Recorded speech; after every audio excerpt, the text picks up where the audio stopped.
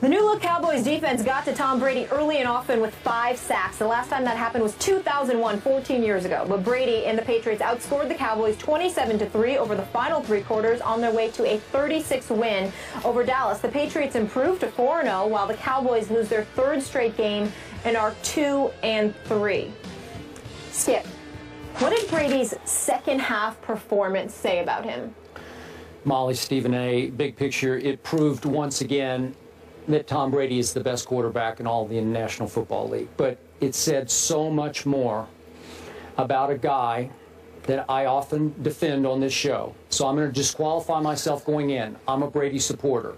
So you can take or leave what I'm about to say. But somebody needs to step up and defend a guy who's been so disrespected, whose reputation has been so tarnished through the Deflategate ordeal. So many people still believe that he cheated and he lied about it, that it's come to the point Tom Brady is severely underappreciated. So what happened a couple of weeks back? Your buddy Bart Scott, guy who's been on our show several times in the past. Yes. You know, I don't mind that Bart said, you know, Tom Brady's a nerd, or what else did he call him, a dork. You know, that's fine. I can live with that. But he also went to Tom Brady is not a tough guy.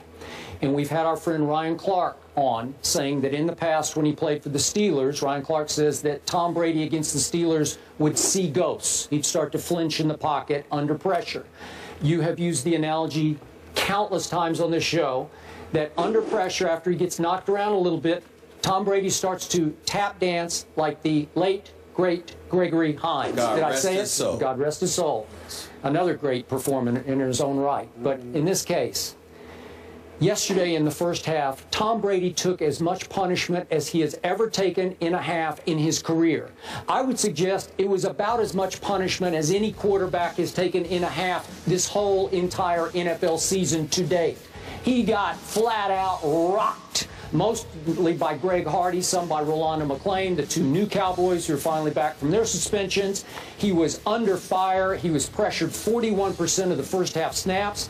Do you ever hear Tom Brady complain that his center is an undrafted free agent and his left guard's a rookie? And yesterday in the second half, he lost his left tackle, and the backup left tackle, Marcus Cannon, had to play the whole way through the second half for Nate Solder.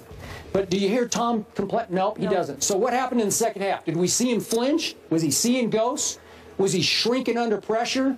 Was he starting to flinch? Did you see him tap dance? No, he went 10 for 11 for 165 yards and 2 touchdowns and had a QBR in the second half of 96. Really? Oh, that's pretty sweet to me. And it showed everybody out there, all the doubters who think that he's soft and he's this and he's Giselle and he's this and he's that and he's a pretty boy and he's a golden boy and he's untouchable. Boom! Right in your face, we started to see Psycho Tom. We got some flashes of Psycho yesterday. And what he was saying is, take that. I'm not going to fire back. I'm not going to trash talk you, Greg Hardy. I'm just going to stick it right in your face by sticking it in the end zone.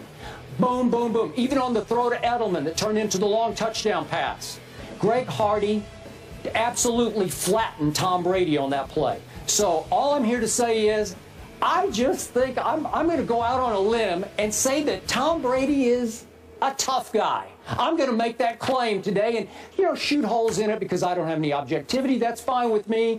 I think he's a tough guy, and I think we saw that in the second half yesterday. Are you finished? Yes. You said we could take it or leave it, meaning your argument.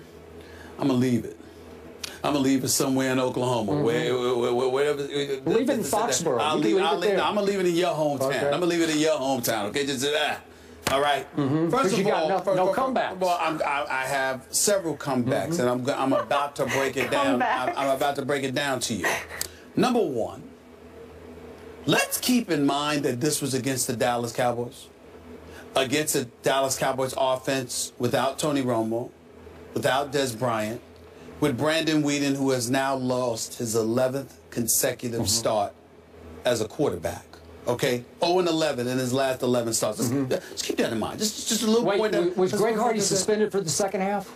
No, I don't think so. I'm getting it. I think he got to play. I thought I was sitting here, I was so quiet. I just let you go. And I just have to clarify you know for what I'm you saying? because you sweep things under the carpet. No, that would be you. No, that would be you. Okay. Here's the deal, Skip Bayless. Here's the deal, Skip Bayless. Greg Hardy put some licks on Tom Brady. That is true. Rolando McClain got a couple of licks on him. That is true. Crawford got a couple of licks on them. Big licks on that was true. That was all true. And Tom Brady obviously is tough. The fact Wait, that you just said that? Well, if you rewind the tape from weeks ago, I specifically said that. And not only that, I'll leave. Yeah, of course you don't. You have selective amnesia all the time. There's absolutely nothing wrong with your brain whatsoever. You're very lucid. You're very clear. You're highly intellectual.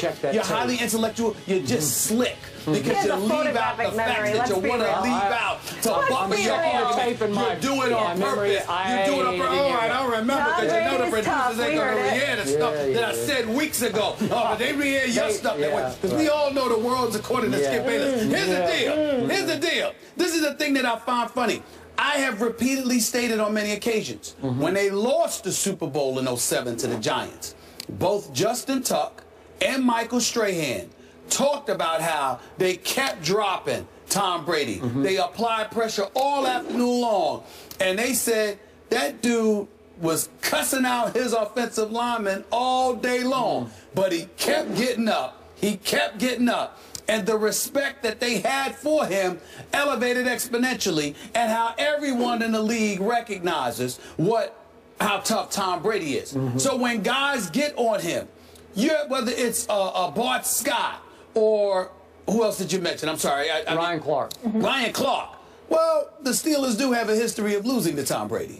Well, Bart Scott did have a history of losing to Tom Brady because he lost him in 8 of 11 meetings against him. And because sometimes, whether it's trickery, whether it's leaning on Bill Belichick, whether it's the quick two-step drop, dip and dunks, all of this other stuff, they sort of are the That's legal? Time out, it's legal, but football guys, just like Joey Porter years ago calling out Peyton Manning and talking about all his trickery before the Steelers went into Indianapolis in a playoff game and beat Peyton Manning's squad.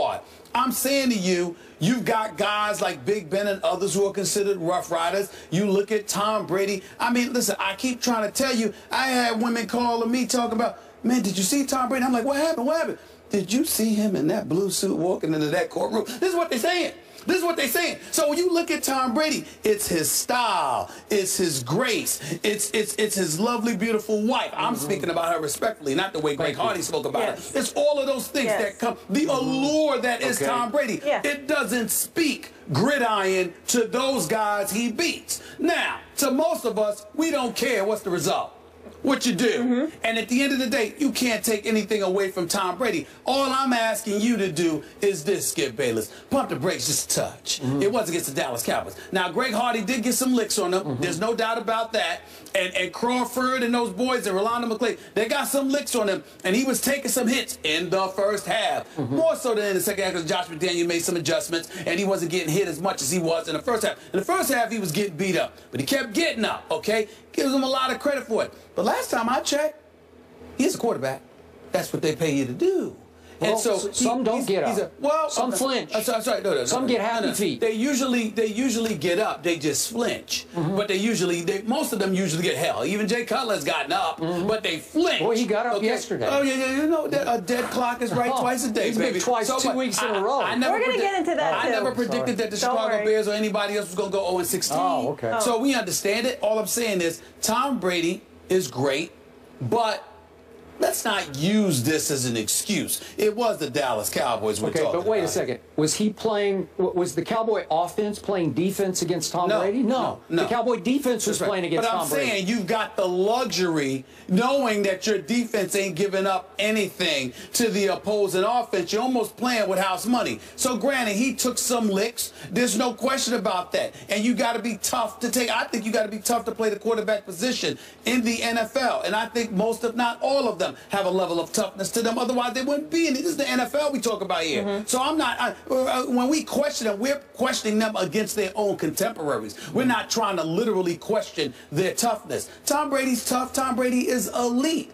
All I'm saying is that even though he took some licks yesterday, it was in the first half. You know what? If this, I'll put it to you this way. If Romo and Dez Bryant were playing yesterday, I would have liked to have seen how Tom Brady performed then. Here's why. Because they would have put up some more points. It would have been more interesting, more compelling, and that would have elevated the level of adrenaline coming from a defense who was basically defeated by the end of the first half going into the second half because they knew the damn offense couldn't score anything. So your level of resolve, the adrenaline, how hyped you were about playing the game rapidly dissipated because you knew this was a game that you were not going to win because you were ill-equipped to do anything about it. Let's not ignore that. That is a good point. I'm going to give you that one. But in the end, remember, Brady loses his left tackle for the whole second half. Right. So you got a huge edge with Greg Hardy coming off that They were doubling up edge. on Hardy prior to what they were doing in the first half. Yeah. They had keyed on him. They kept Hardy off of him for most of the second half, whereas others might have taken some shots at him. Yeah. All I can say is, after you take that much punishment and you keep standing there firing and make 10 out of 11 work for you, that's pretty tough to me. Tom Brady's 11 pass TDs, 0 interceptions for the first 4 games. That's only the 3rd time that's happened in NFL history. Pretty impressive. Another Broncos win despite another un-Peyton-like performance. The guys will tell you if they're concerned after the break.